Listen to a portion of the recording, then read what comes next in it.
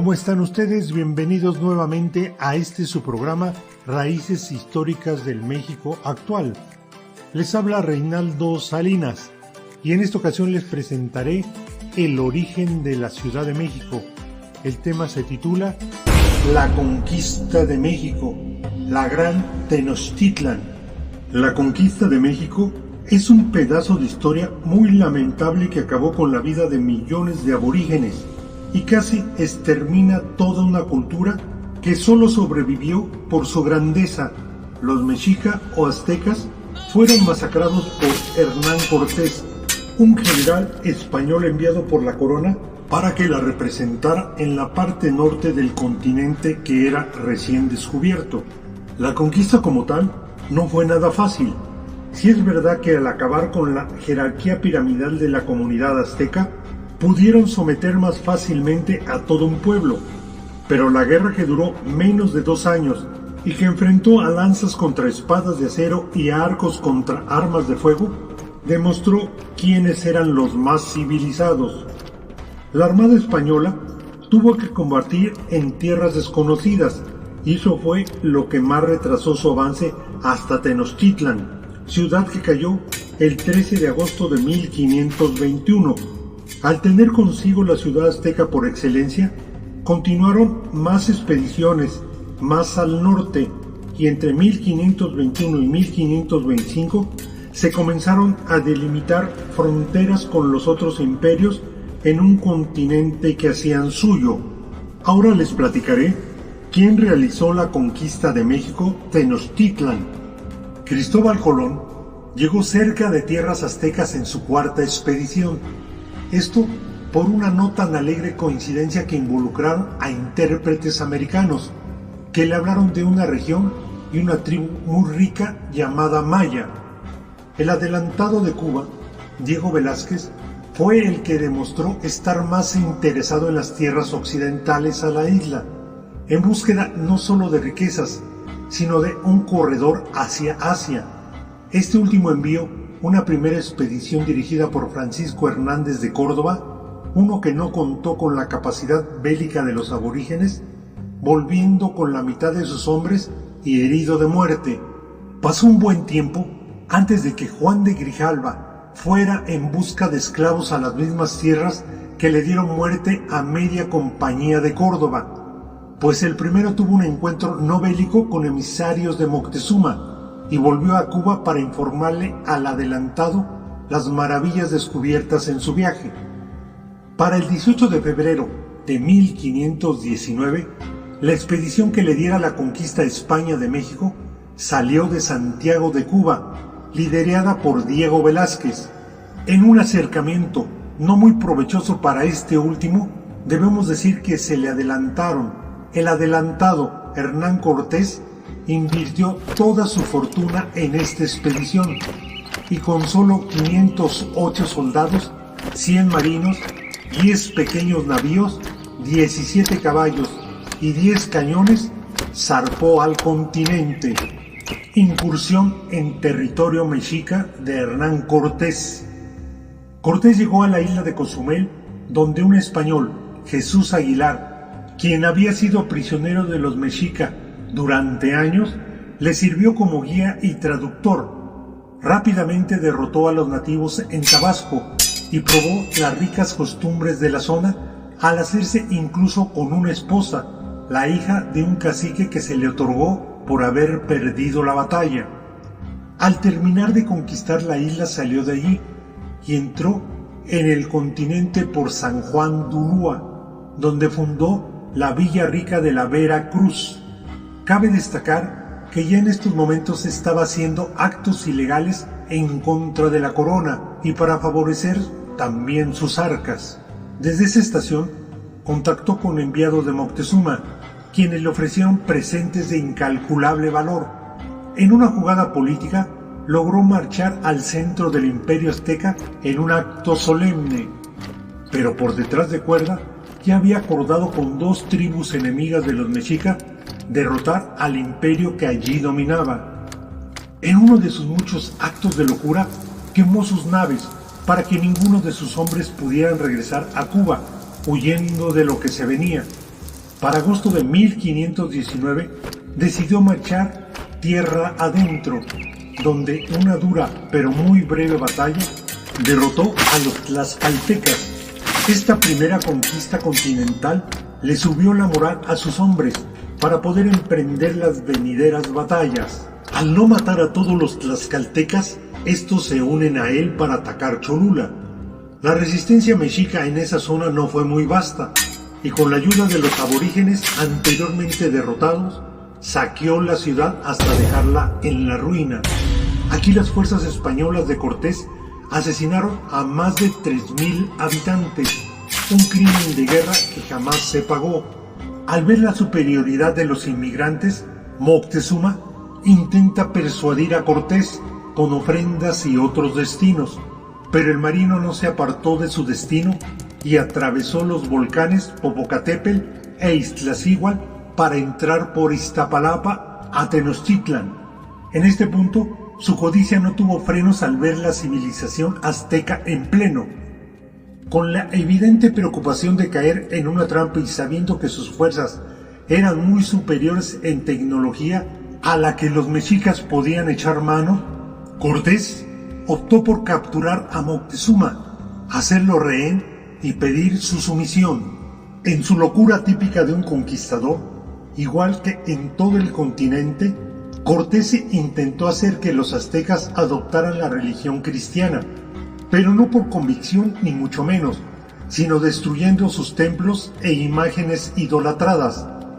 Pero como todo en esta tierra se paga, Velázquez no estaba exento de lo que estaba pasando, y en vista de que Cortés lo había dejado a un lado, armó una expedición de 1,500 hombres para poderle quitar los territorios al marino. Cortés le hizo frente con 300 hombres y lo derrotó acabando con casi todas sus fuerzas. Pero cuando vuelve a Tenochtitlan, los españoles que habían quedado habían matado a varios sacerdotes mexicas y provocado una revuelta que acabaría en una rebelión que se unió a los refuerzos de Narváez. Aztecas y españoles lucharon hombro a hombro contra los saqueadores de Cortés hasta lograr su vergonzosa huida. Enclaustrado en Tlaxcala y tras vencer a varios batallones mexicas solo por su superioridad en tecnología bélica, Cortés preparó un nuevo asentamiento y se preparó para lo que sería la conquista total de México. Ahora les hablaré de la caída de la gran Tenochtitlan. Las fuerzas aztecas se agruparon alrededor de su líder Cuitláhuac, uno que pronto moriría de viruela, una enfermedad que llevó Narváez a esa parte del continente. El águila que cae, Cuauhtémoc, tomó su posición y aparentemente rompió lazos con Narváez. Lo que no sabía era que Cortés venía por ellos. Desde Texcoco el marino acababa con todo lo que se ponía enfrente. Tropas de Narváez y mexicas cayeron ante los despiadados asesinos de este señor.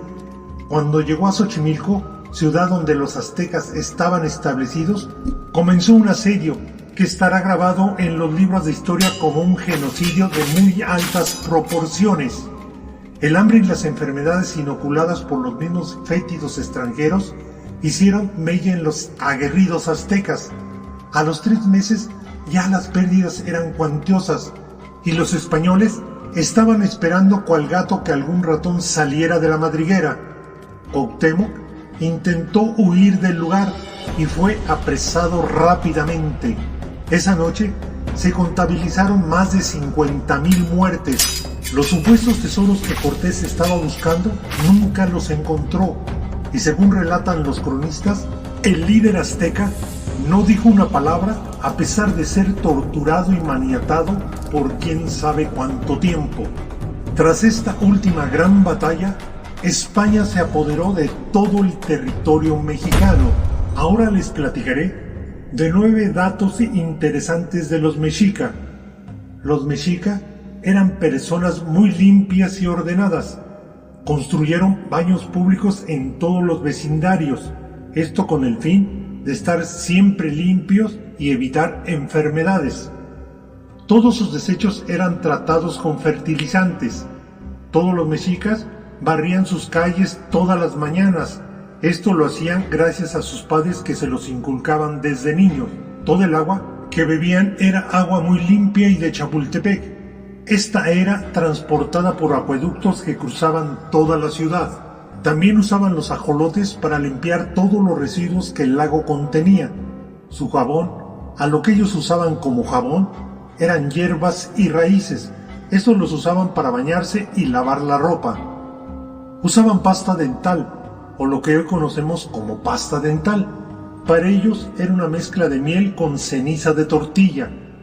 Usaban desodorantes y refrescaban su aliento. Para entender mejor estos datos, el rey Luis XIV solo se bañó 2 veces durante sus 72 años de vida. Otros datos muy interesantes de la conquista de México. El primer paso hacia la conquista.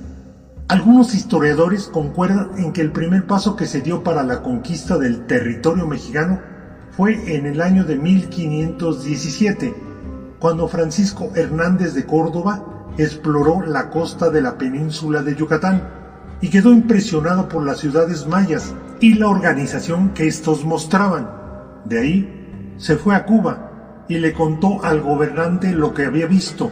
Instantáneamente este quiso apoderarse de las tierras de Yucatán. Otro dato interesante de la conquista de México es el regreso del dios Quetzalcóatl. Los aztecas esperaban ansiosos el regreso del dios Quetzalcóatl, de acuerdo a una leyenda que existía en ese entonces. El dios tendría un aspecto físico bastante similar al de Hernán Cortés. Por eso, cuando éste llega a tierras mexicanas, muchos creyeron que Quetzalcóatl estaba de vuelta. Ahora les hablaré de otro personaje de la conquista, como fue la Malinche. Cuando los españoles llegaron a Yucatán, pelearon contra los mayas y los vencieron. En consecuencia, este pueblo le hace regalos a Cortés, entre estos una mujer conocida como la Malinche, quien dominaba las lenguas maya y náhuatl, por lo que se le obsequia para que le sirva de intérprete. Con el transcurrir del tiempo, Cortés y la Malinche se convirtieron en amantes. Fruto de esta relación, dio a luz a un hijo que fue el primer mestizo que nació en tierras mexicanas. Otra etapa es la llegada del cristianismo. Los conquistadores españoles, en su afán de cristianizar a América, destruyeron los templos prehispánicos y levantaron en el lugar en que estos estaban templos cristianos y otro tipo de edificios públicos relacionados con el cristianismo. Otra etapa es la culpa del oro. Moctezuma quería evitar por todos los medios que Cortés llegara a Tenochtitlan, por esto le regaló piezas de oro, pero esto tuvo el efecto contrario. Cortés quería mucho más oro. ¿Y dónde estaba el oro? Precisamente en Tenochtitlan. Si antes quería ir a esta tierra, ahora lo anhelaba. Así que prácticamente Moctezuma empujó a Cortés a adentrarse en su tierra. Otra etapa es la de honores para Quetzalcóatl en Tenochtitlan. Irremediablemente, Cortés y los españoles llegaron a Tenochtitlan y Moctezuma decidió que lo mejor era rendir adoración y honores a quien consideraban su dios Quetzalcóatl. Como muestra de esto, lo dejó vivir en su palacio, llenarlo de símbolos cristianos y darle mucho más oro. Ahora les hablaré de la Noche Triste. El 1 de julio de 1520 quedó marcado en la historia de la conquista como la Noche Triste, porque tras 3 años del sitio a Tenochtitlan, los españoles sufrieron una aplastante derrota. Como consecuencia, Hernán Cortés se sienta bajo un árbol a llorar por esa derrota. Una etapa no menos importante es la del sucesor de Moctezuma. Tras la muerte de Moctezuma, Cuitláhuac sube al poder, pero no puede hacer mucho, pues se enfermó de viruela, enfermedad que lo llevó a la muerte al poco tiempo de asumir su mandato. En sucesión, asume el poder un joven llamado Cuauhtémoc. Una última etapa es la caída de Tenochtitlan. Cuauhtémoc fue capturado por los españoles el 13 de agosto de 1521 y con su captura se sella la conquista definitiva de Tenochtitlan por los españoles. Interesante este tema para la cultura de México. Agradezco su atención y los espero nuevamente en otra cápsula de Raíces Históricas del México Actual. Les habló Reinaldo Salinas. Hasta la próxima.